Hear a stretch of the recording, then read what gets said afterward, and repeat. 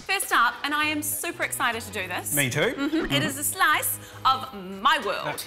Pippa, it's our world. Yeah, our world. Our world. I'm not sure how exciting your world is, to be honest, Daniel. Actually, just quietly, I'm the new TVNZ Europe correspondent. Europe correspondent? Huge. That is a big continent. Big. Here is an episode of my world. Our world. Tasi Loa, there's two of us.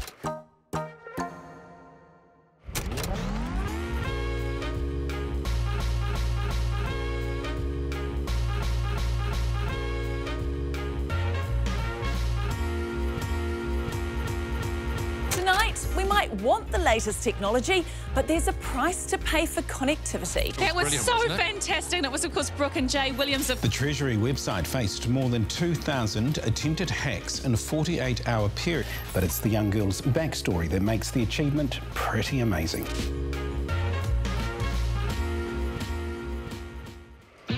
Tell us 3 fresh facts about you.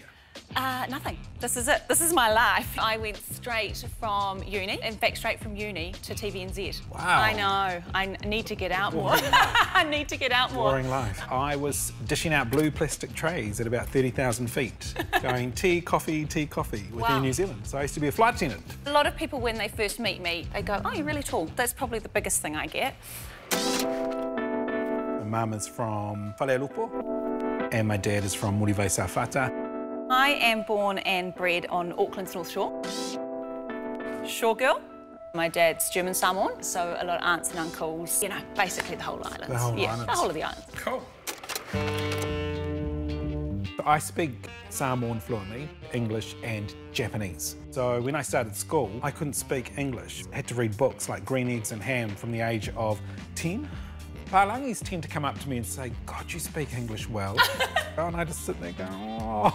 Often people will stop me and I'll be like, hey, you're on Shortland Street, eh? It's like, oh, you're on Wentworth, the guard. Quick note to director, you feel free to sit me on this couch with Robbie Magasiva whenever you like.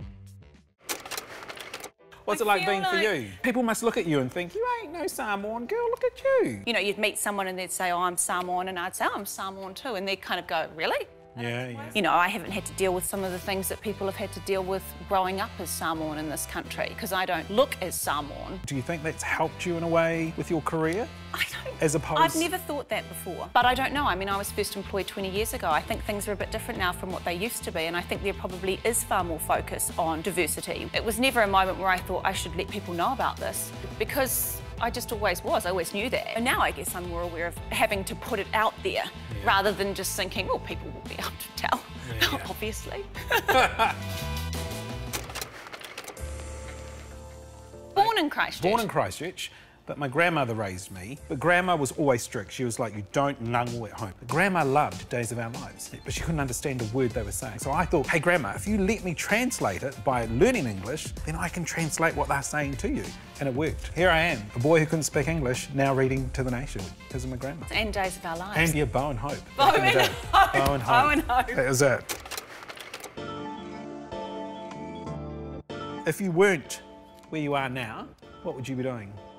Well, if I wasn't on this couch sitting with you, I'd be on this couch sitting with Robbie Magasiva, obviously. I'd really love to be a florist.